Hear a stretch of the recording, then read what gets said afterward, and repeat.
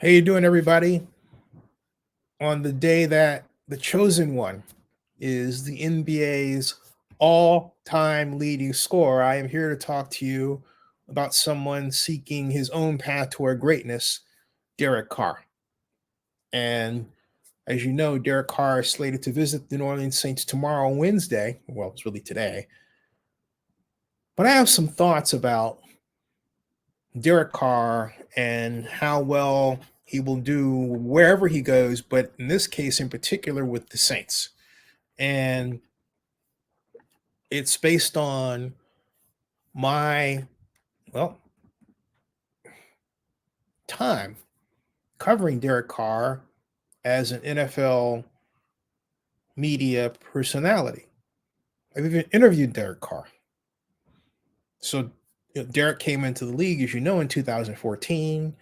And that year I had the pleasure of actually being there at the Raiders games to watch him in action, but I had the pleasure of interviewing him in the 2015 year when Bill Musgrave was brought in as the new offensive coordinator to join new head coach Jack Del Rio.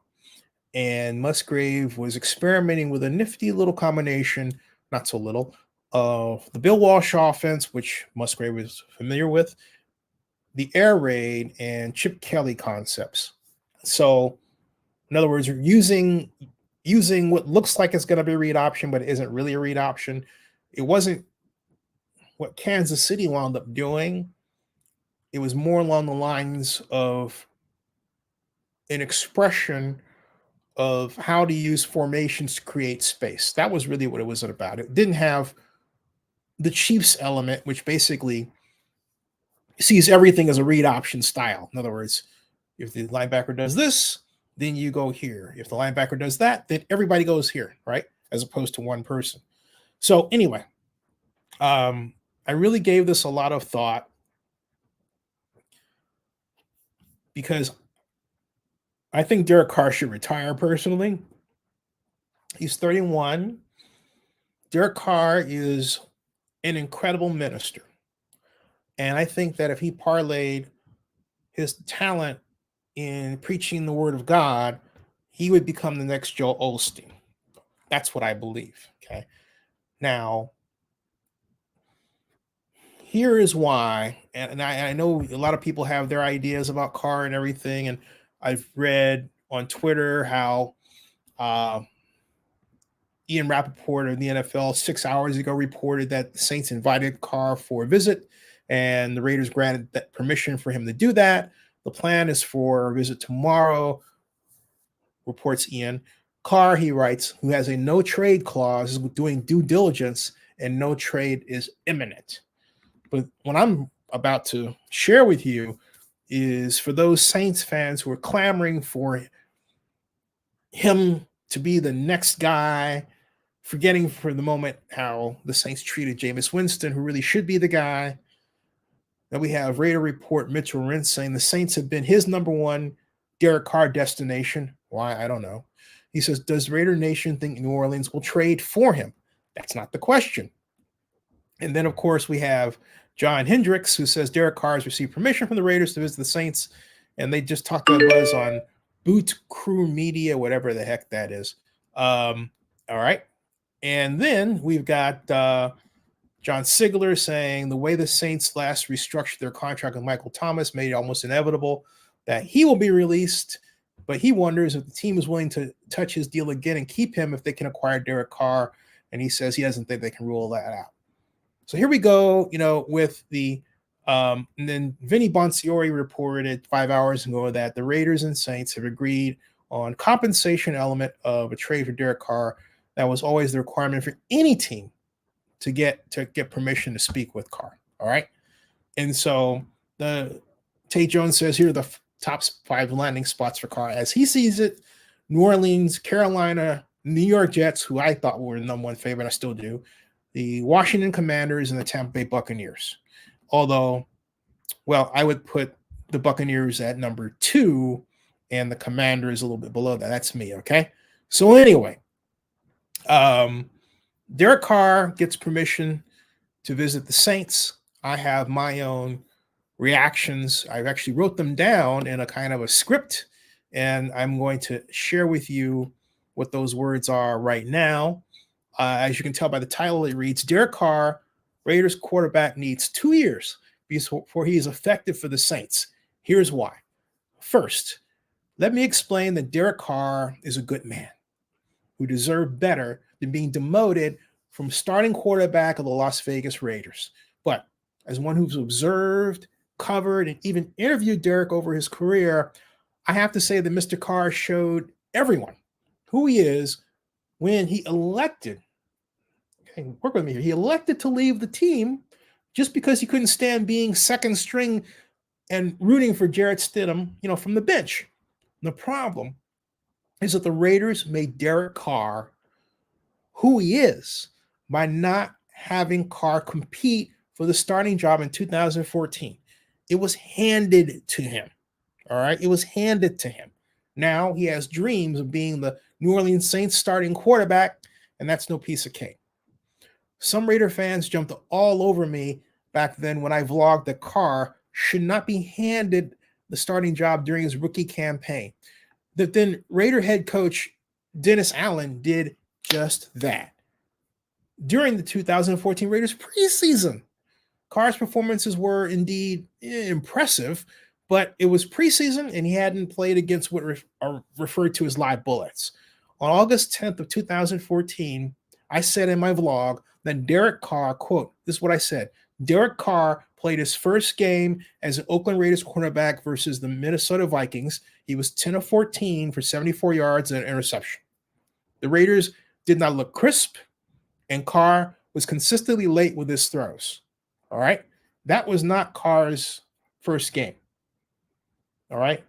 But there are people who are saying, he should start, he should start, he should start. They were just excited to see Carr at quarterback because he was the local guy from Fresno who was drafted in the second round.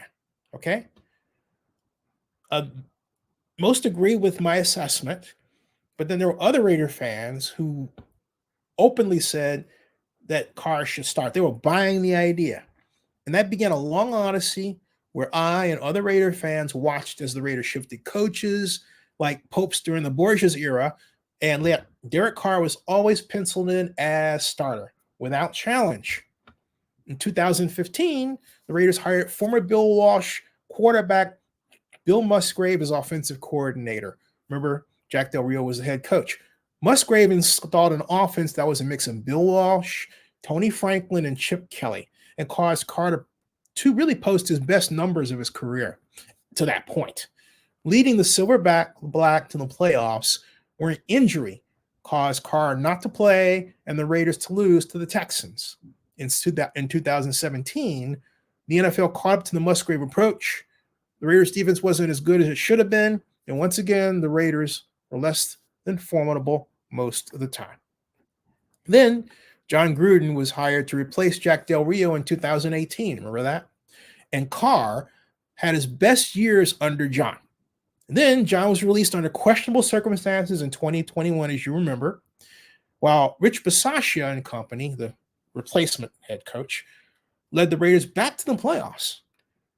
The now Las Vegas squad lost after a Bengals touchdown that should have been disallowed, strangely was, and that ended the Raiders' 2021 season. Point is, Derek Carr never had to sing for his supper. And even in 2022, Carr didn't have to belt out a tune for Josh McDaniels. I mean, think about it. What happened was that Josh McDaniels inexplicably installed an offense that consisted, in part, of pass plays designed originally for Tom Brady, and yet expected Carr to run them well. For example, Derek Carr was never asked, all right, to run a play that called for him to fake a quick dive handoff, then turn around and quickly throw downfield.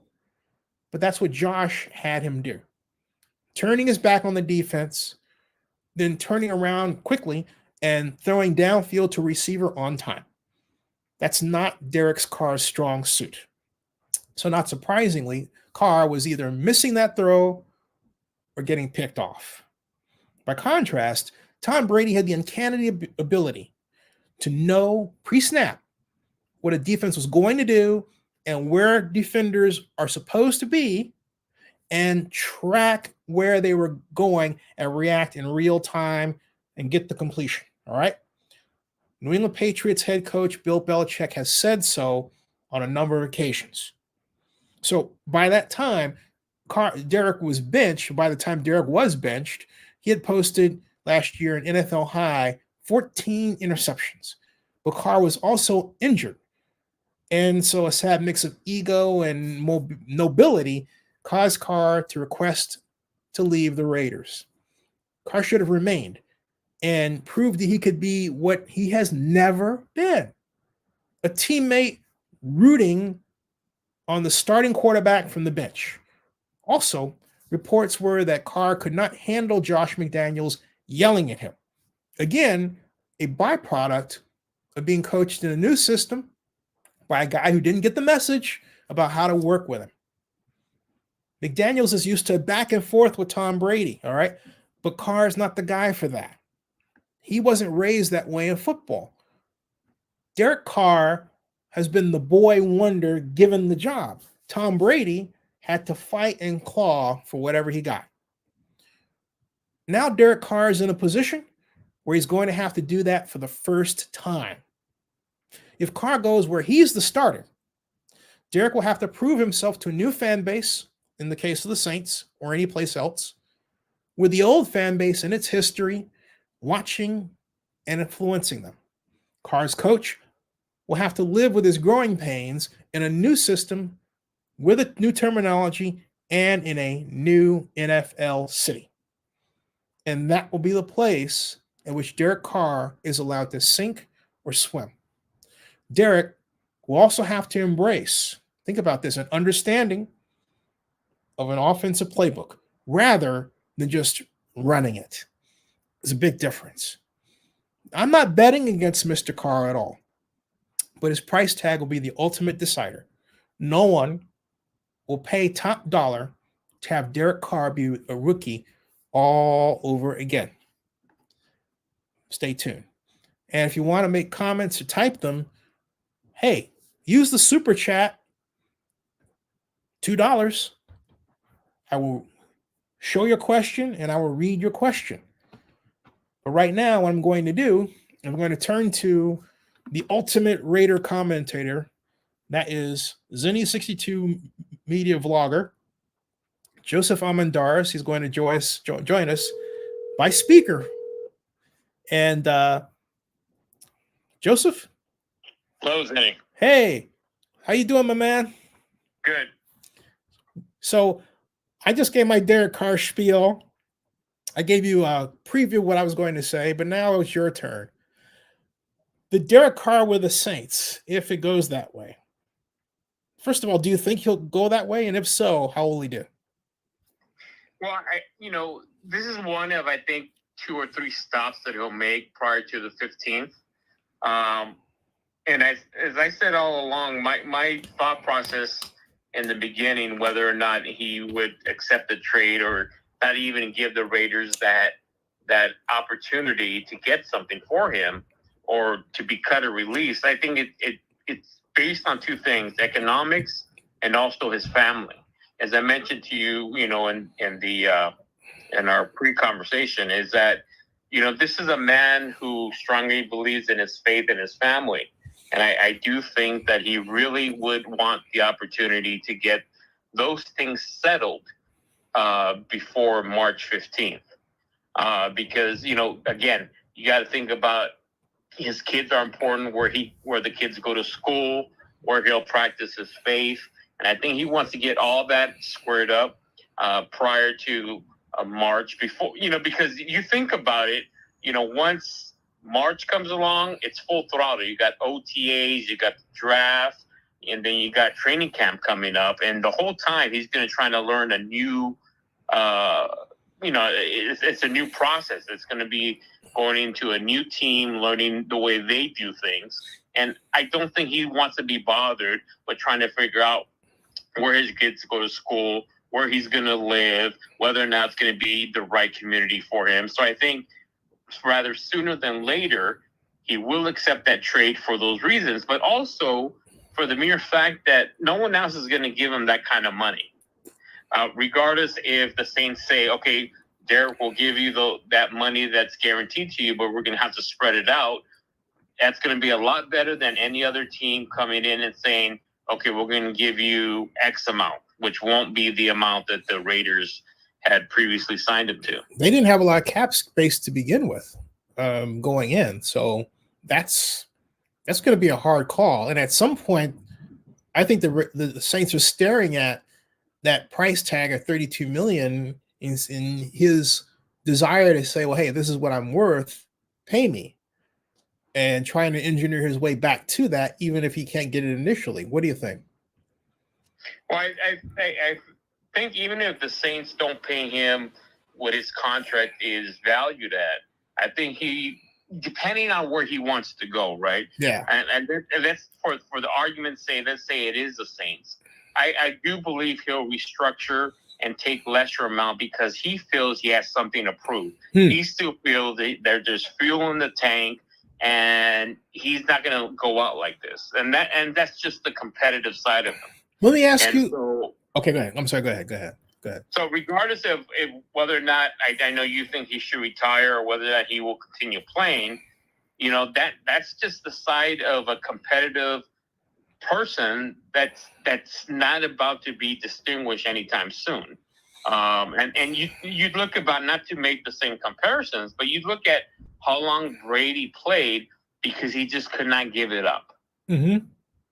And the same thing I think applies with Derek, because Derek relatively is a young man, maybe not in football terms, but in real life, this guy's only going to be 30. He's 30 now, going to be 31. He's 31. He's still a very young man. Whether or not he plays a couple more years, a few more years, that's yet to be seen.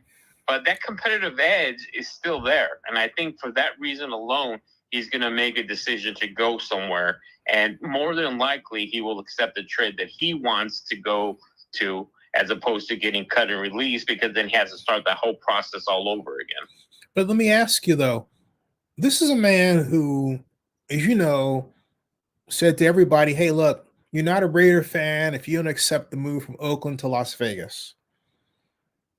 Then, as I pointed out, he was not told to compete for his starting job, although the handwriting on the wall was quite clear that with Jarrett Stidham sort of hanging around over his shoulder, knowing the system he was asked to run really better than he does, there was that possibility at any moment that he could be pulled. And then that's exactly what happened. Okay. But it wasn't something that he was given a warning about. It was more like a shock to the system, but also he was injured. So the idea was, hey, you know what? Let's just put him at number 2. And here's my rub. Okay. You can talk me down from the ledge, but my feeling is that if he was the kind of guy who was really interested in proving himself, he would also prove himself knowing that he was injured, that he could be a supportive teammate rather than it being all about him. Because frankly speaking, as I look at it, Derek did a good job of making it all about him when he was demoted. It wasn't, hey, by the way, I'm a Raider. I understand what's happening. I'm injured. We're not going anywhere. So give the young man a chance and I'll support him. He did not at all say that. He did the, if you want to put it this way, the verbal equivalent of Antonio Brown just sort of walking off the field, and throwing his clothes. That's how it looked to me, except he didn't do it physically. He did it verbally. Okay. And I can't get that out of my mind. So how can I believe that he's going to tone down his prima donna attitude, which really that's what that is, okay? And then suddenly become this championship wanting, promised land taking, true leader of a quarterback who can be an excellent passer. I mean, let's face it, his best days were with John Gruden. There's nothing in the Saints offense right now that says that he can automatically replicate that performance. I'm not saying he can't. All right. But John Gruden had a take that involved receiver options. It was state of the art, more so than what Pete Carmichael has put in to his offense. And Pete Carmichael messed over Jameis Winston and then basically, well, put in Andy Dalton and essentially made him what he was, a coach killer, a guy good enough to hold a starting job, but not good enough to win a playoff game or get you into the playoffs and win a championship. That's what coach killers are. All right. And so literally their jobs, meaning Dennis Allen and Pete Carmichael's jobs, were all but almost killed by how they handled Andy Dalton and how they got Jameis Winston injured. I arguably, it seems deliberately, by putting him into a passing offense they never ran and asking him to take shots that no other quarterback was ever asked to take because they were running shorter passing systems with Drew Brees, and they did so with Andy Dalton. And even when Jameis Winston was healthy, they refused to put him back in and give him a chance in the same condition. So with all that messing over these guys, why should we expect anything better with Derek Carr if he chooses to go in that direction, which I personally don't think would be the best choice for him? What do you think? Yeah, I mean, I don't see that changing anytime soon unless, they fire all their coaches and hire a new OC and restructure everything to cater to Derek Carr's strengths. And I think that's the one thing that didn't happen with the Raiders. They didn't cater to his strengths. And with regards to specifically going back to, letting Carr go, I've always felt that it was an economic decision, obviously, and it was a Mark Davis decision for the mere fact that both Ziegler and Josh liked Carr enough to make that contract extension, knowing that this was going to be a bumpy year, knowing that this was a year that Carr was going to go through his learning curve.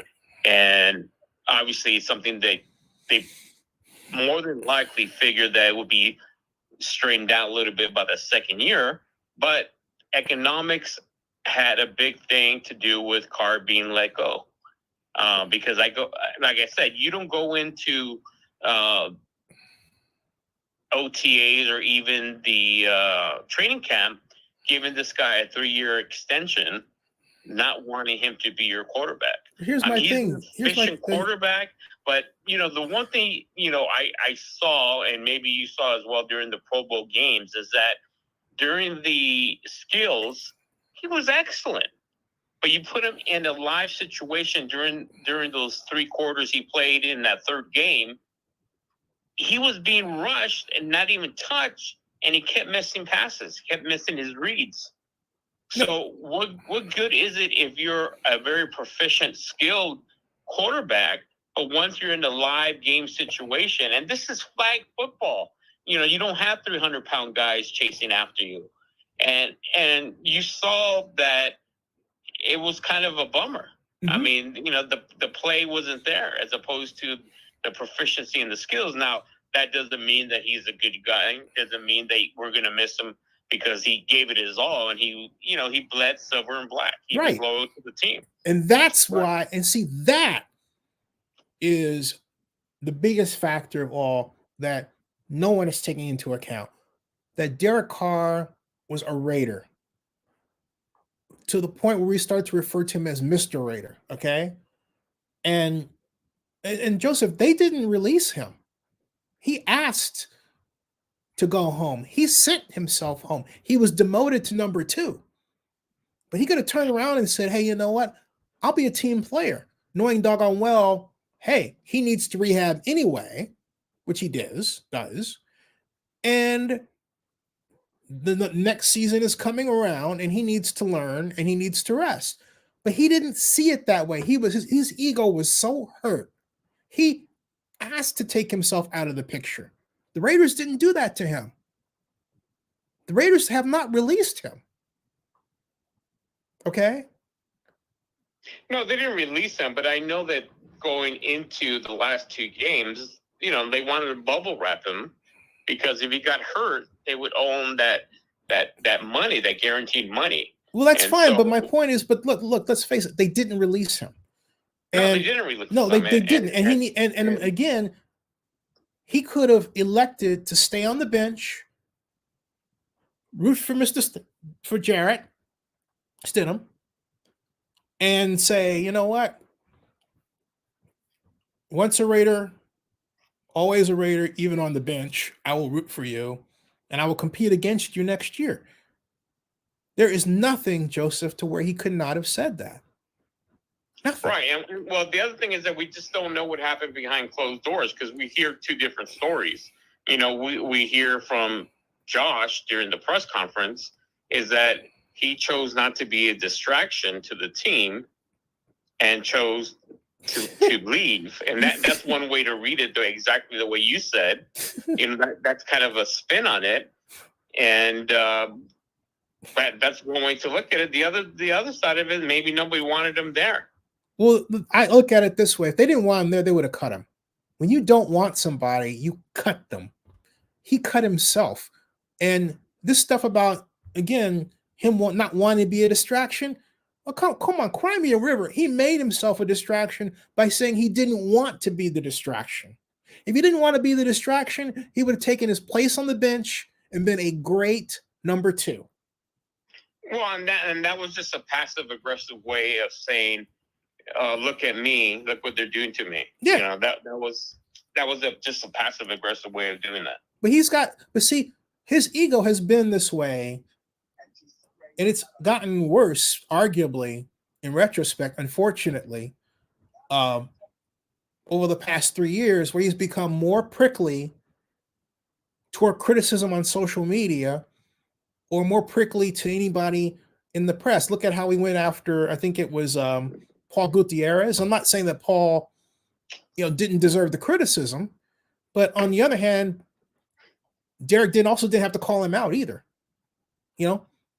Derek could have just simply thought, hey, I've got a great contract. I've got a great wife. I'm the, master of the community, if you will. I'm loved here. Why do I need to worry about the ESPN reporter, questioning me on a hard way, which is what he did. So what? You know what? That's what public figures get. He's a public figure. But Derek didn't handle it that way, Joseph. What Derek did was he clapped back at him. All right?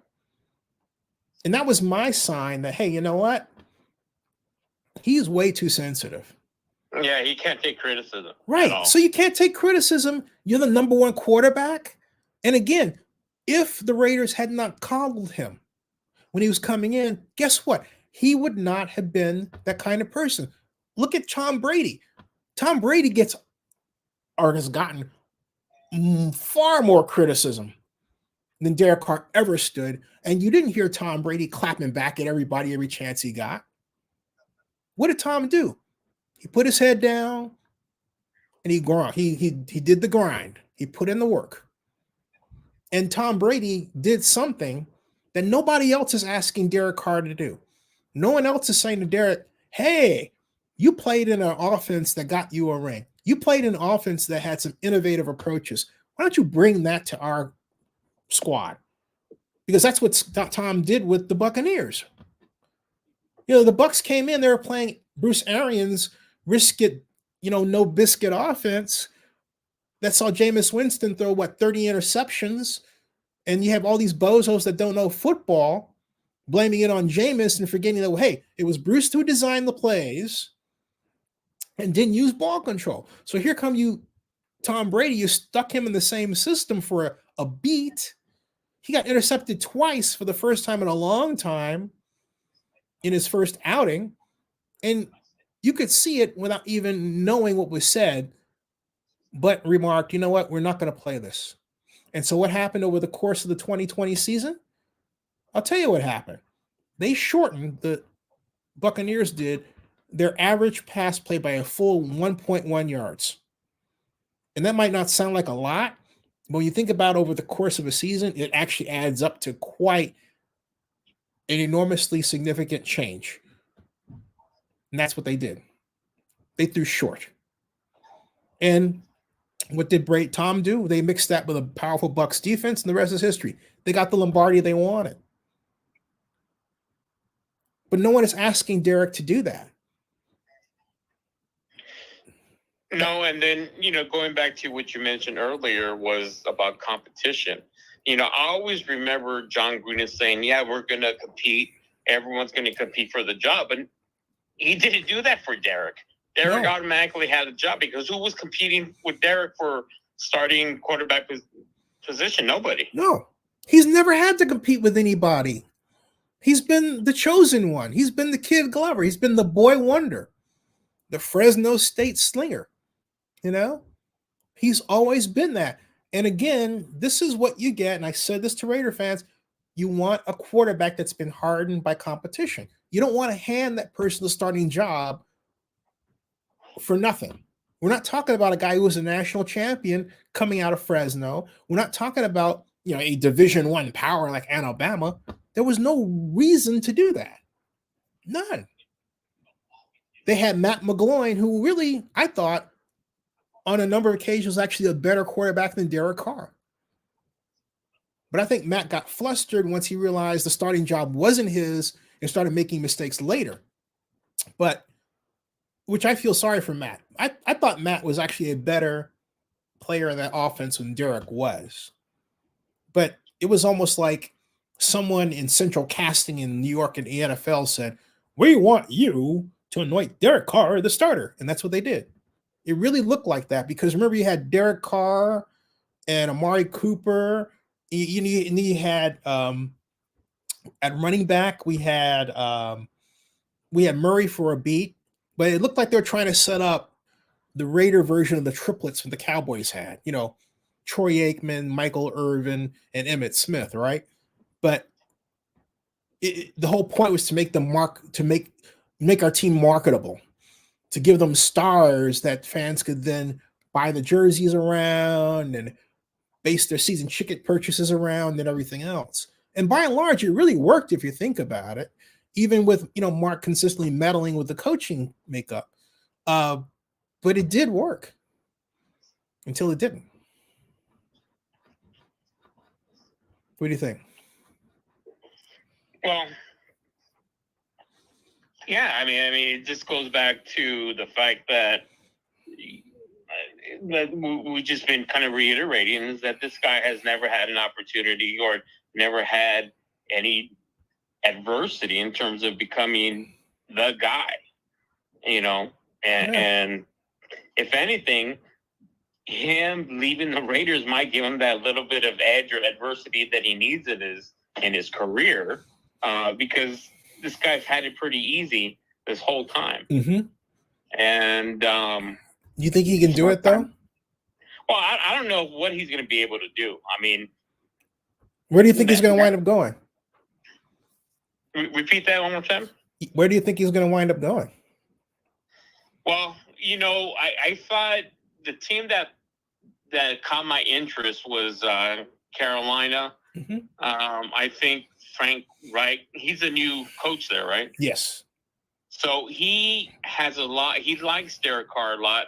They're very similar in that they're very they're both aligned faith-wise, and I think that that's something that Frank likes about Derek.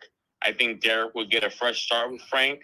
I think that would be a very good possibility that he might go to Carolina. Carolina doesn't have really nothing going for it.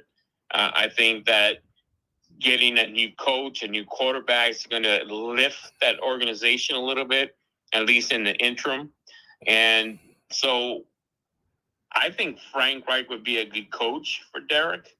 But other than that, I don't see him going to the Jets. I know that's probably your number one favorite, but I just don't see that happening. I think he'll end up in the NFC South. I do think that he'll end up in one of those teams. I think the Jets, because they really have a need for Derek as a quarterback joining an offensive coordinator who built a system not dissimilar to what he ran at the Raiders, and in terms of terminology, with going to the Saints and what Pete Carmichael and Sean Payton installed. It's a terminology that is different in a number of ways, including it's more the Perkins Erhardt system, where you are asked to remember concepts as opposed to the West Coast offense approach, which asks you to basically use this huge nomenclature where you're describing everything from blocking to running back hole to receiver to where the garbage can is located in the end zone. And so Derek is going to have to get used to that difference if he decides to change to the Saints. He's never had, well, excuse me, that's not quite true. He might be able to do it because the Patriots had a Perkins Erhardt system. I'm not sure that if Josh did bring that in because it's the only way that Jarrett Stidham would have been able to fit in so well. But so basically, I take that back. Having said that, Derek would have less of an adjustment going to the Saints from that perspective, from terminology. So that would be okay. So that's one, plus there that Derek doesn't have to worry about. But there is his kids, his wife, the church he belongs to in Las Vegas. That's a huge move. How his family's going to react? That's the big wild card, man. That really is. How he's going to deal with being, and that's kind of the thing where I think that's going to come into play, where he decides to go more than any other player would decide where they're going to go. Yeah. Of course, he wants to win. That's his main objective.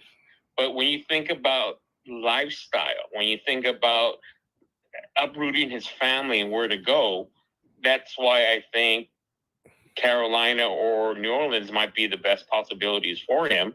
Now, we haven't heard all the teams they're going to end up giving permission for him to speak to, but I think Carolina is going to be one of them, and I think that might be a much easier transition for him from that perspective, from family and faith perspective, where he wants to go and play. Of course, the main objective is to win. And I think he's going to like the philosophy that Frank Reich brings to that organization and that new spark that they have going on there. And so I think that might get the edge even over in New Orleans. What about the Tennessee Titans? Well, Titans could be an option too. Yeah, that's what I'm saying. I don't know, from, like I said, the Titans, Carolina, throw out the Colts, because the Colts could throw a jack move because Josh McDaniels screwed them over. So I don't see the Colts being anybody they're willing to deal with in terms of trying to set up a trade. They know that's kind of a lost cause. But you have New Orleans, you have the Jets, you have Carolina, and you have the Titans. Now, out of those three, you're right. I think Titans could be a good fit for him. And Carolina, I think probably more than the Saints. But you never know. Who knows what's going through the process in his mind? Who knows what the decision will end up being? But let's take the football aspects out of it for a minute. You think about him going to New York. New York will chew him up alive. They will chew him up alive. You see how the media is and that fan base is with the organization, even within their own team. They will chew up Derek Carr alive the first mistake he makes, and it will not be able to handle that. Yeah, they'll come up with nicknames he's like the one person that won't be able to handle that New York media, that New York mob mentality, that New York lifestyle. I can already see the New York Post having the headline "Boy Blunder" the minute he throws a pick six. Yeah, I can see that. Right, and so you want somebody who's going to. Basically, he's going to want, I think he knows himself. He's going to want to go to a team that's going to coddle him. Basically. Yeah. Yeah. And I think that's what it's going to come down to. It's going to come down to somewhere where he's going to feel comfortable, where it's not too much of a huge adjustment. and that's where he's going to want to go to. And having said all that, this guy will be the perennial Raider forever. He'll come back after he retires. He'll be loved by Raider Nation, because of what he represented at one time in his career. Hold on a second, Joseph. I got to take this. Hold on a second. I'll call you right back. Okay. All right. Yeah.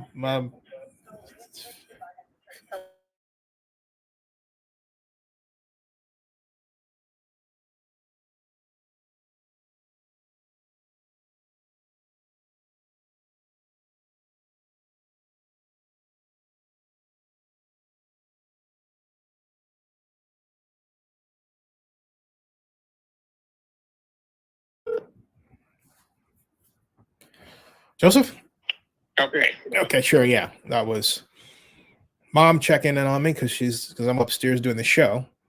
And so then I got to go back and make sure she's squared away. Folks, the things that you're supposed to do for your parents when they are of age, which you should expect your kids, if you have them, to do for you when you're of age.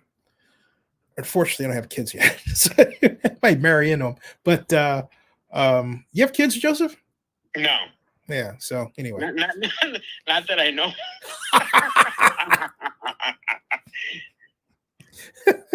Of course, that was back in my younger days. But well, what? How old are you? You're not even over 50, right? Not yet. Not even close. Yeah. So anyway, you're still a young man, like the song goes. You're still a young man. Anyway, yeah. So let's finish this conversation. So we both have shared our thoughts about Derek Carr. So let's end this with this thought. What do you think? Or let me phrase it another way. Where do you think we will see Derek Carr in 5 years? You'll see him, I think, retired and coming to Raider games. Like he mentioned in the Pro Bowl, he wants to come eventually when he retires and watch a game with his kids. I mean, he still loves the team. He does not want to leave. We know he doesn't want to leave that Raider organization. It's the only thing he's ever known. But yeah, in 5 years, he'll retire. I think the last couple of years of his career, if he continues to play for 5 years, he'll be, subjected to a backup role. And I think at that point, he'll retire. I think he won't want to continue being a backup for any other team, for any team, period. And, like you said, I think he has a deeper calling in his life besides football. And I think he eventually will pursue that. And I think he will probably be a very successful speaker. Mm-hmm. I think he will be a great guest speaker. He'll do the talking circuits, a great motivator. And I think that's where I see him in 5 years from now. I think 5 years from now, I see him really with the Raiders. I just realized that there is the possibility and there's nothing stopping him from coming back or not going anywhere. I mean, this thing could turn around because we're talking about Mark Davis. And we're talking about a person who, in Derek Carr, has given their heart and soul and blood and sweat and tears to that team. And those record fourth quarter comebacks were done because he felt comfortable being Mr. Raider. He felt comfortable wearing the moniker that of Captain Comeback that was once placed on Ken Stabler, and really he was really the last Raider who can make that claim, rest in peace, of any other Raider quarterback in history. Derek Carr has surpassed him in that area. So there's a lot of ground to be covered there. And I think once the dust settles and heads cool down and Derek tests the waters in other places, I think he's going to want to come back. Oh, definitely he's going to want to come back. And, as you were speaking, the one thing that I thought about, I wouldn't be surprised if he makes a very good, if not excellent, quarterback coach for this reason alone. When you think about all the great athletes that have tried to coach or be managers of a team, they've been historically unsuccessful. And the reason for that is that those natural skills they have came very easy to them. And when you think about legendary coaches, now being from Los Angeles, I can only give you my perspective. Tommy Lasorda, who was known for being such a great baseball coach, was a half-assed baseball player.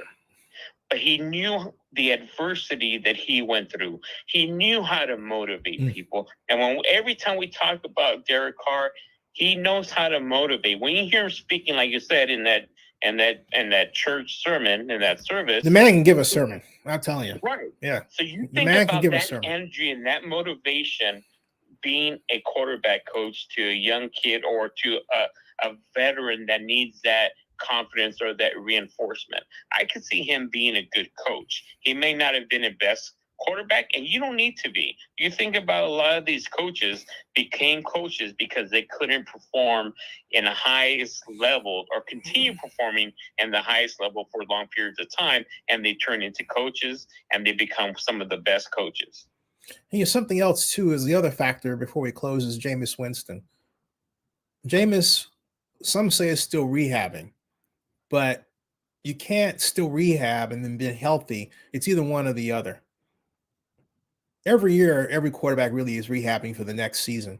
But right now, if the way the Saints stand as I see it, they have one free agent quarterback in Andy Dalton and one that should be their starter, Jameis Winston. The practice squad guy, whatever. But they're light at quarterback. So even if they brought in Derek Carr, the question is, what happens with Jameis Winston? Do you think the Raiders use him as part of a trade package with the Saints? Yeah, that could be very possible. I wouldn't be surprised if that's already in the works, that he comes in, he with the intention he'll be a backup, with the intention he'll compete.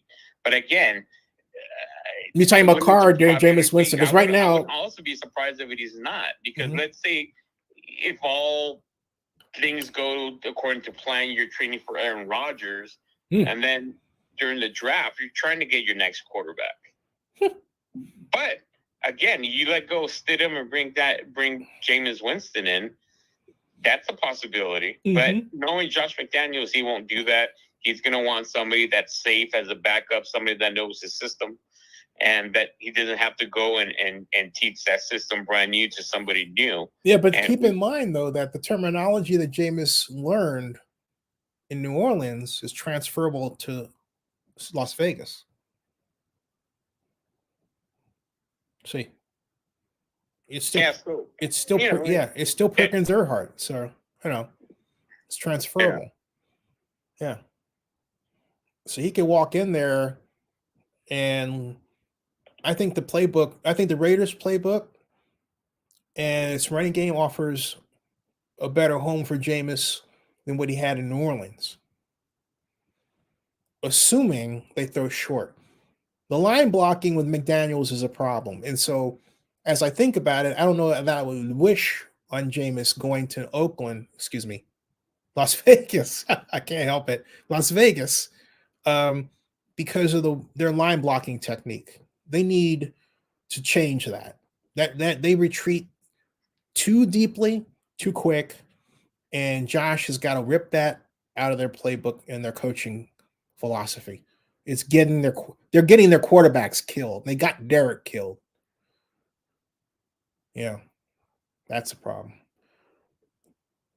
All right, my man. So, hey, great. If folks, you haven't heard Joseph's stuff, check out his videos on Zenny62 YouTube. Joseph Almendora's our best NFL vlogger.